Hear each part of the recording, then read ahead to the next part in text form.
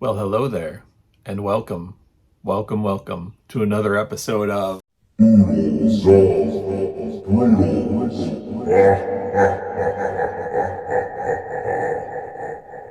You might have watched the recent discography dissection I did. I had asked people in the comments to suggest some other bands to do discography videos for.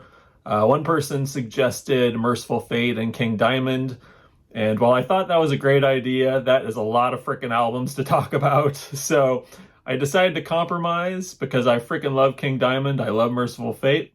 I decided I would do my top 5 King Diamond / Mercyful Fate albums. I first heard Mercyful Fate on Headbangers Ball. That's how old I am. Yes, I'm old man metal over here. I believe it was the video for Egypt off the In the Shadows album. And when I first heard King Diamond, I was blown away. I was like, what the hell is this? Do I like this? Do I not like it? I had never heard anybody sing like that before. All I knew was that I wanted more. So I went out and bought album number 1 on this list. And by the way, this list is in no particular order. Abigail. Now, you might be asking yourself, why didn't I buy a Mercyful Fate album after seeing the video for Egypt? Well, I lived in Iowa and it was slim pickings, so I had to take what I could get, and I got a good one because this is probably my favorite King Diamond album. It's the first one I heard, the first one I bought. It is a concept album. It's basically a haunted house type story. A couple moves into an old creepy mansion. It is haunted by the ghost of a stillborn child by name of Abigail, who happens to be quite evil.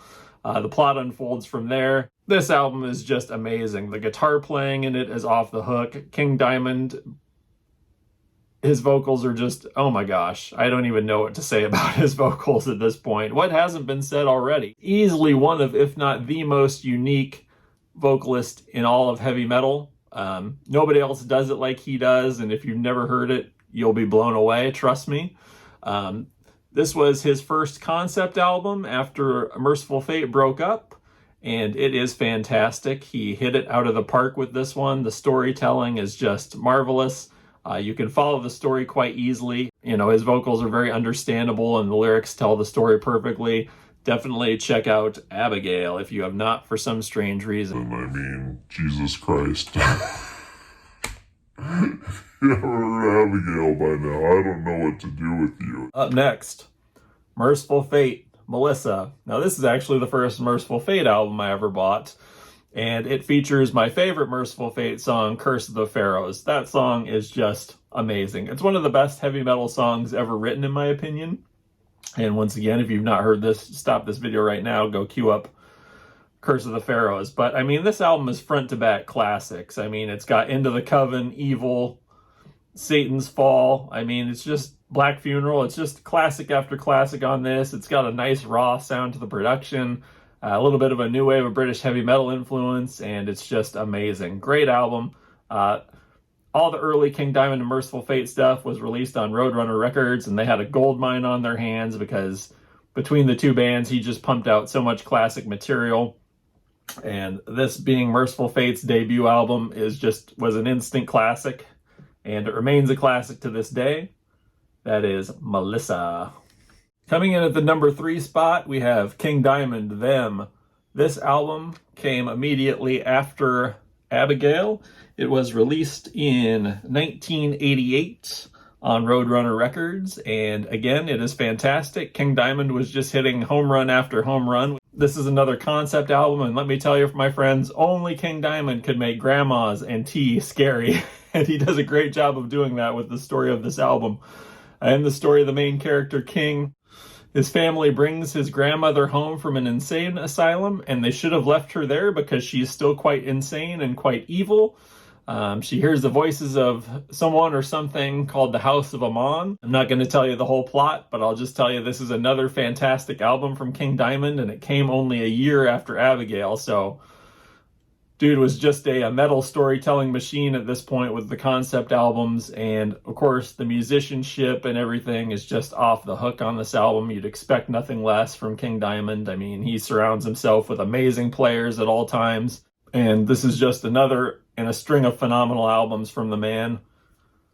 King Diamond, Them. Coming in at number 4, Mercyful Fate, In the Shadows.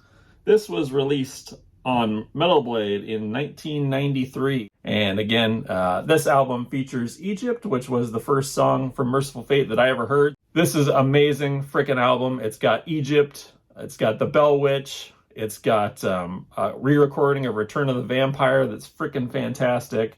And with the move to Metal Blade, they came back even stronger than ever before. This is just a great album front to back. It's loaded with classics, not just the songs I mentioned. Those just happen to be my favorites, but this is just a great album. That is In the Shadows, Mercyful Fate.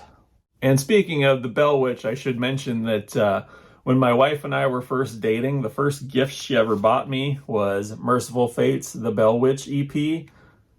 My friends, you know she's a keeper when she buys you Mercyful Fate.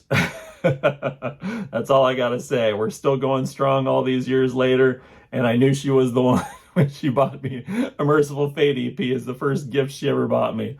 My wife is an amazing woman, and you know, I can't say enough about her. I love her. Thanks, babe. You're the best. Coming in last, but certainly not least, we have King Diamond, the Puppet Master. This was released on Metal Blade in 2003. King Diamond came screaming into the 2000s with all guns blazing. This is one of his best albums in my opinion. I think it kind of gets slept on in favor of his more classic albums like Abigail, Them, Conspiracy, Fatal Portrait, but this is just a fantastic later-day King Diamond album.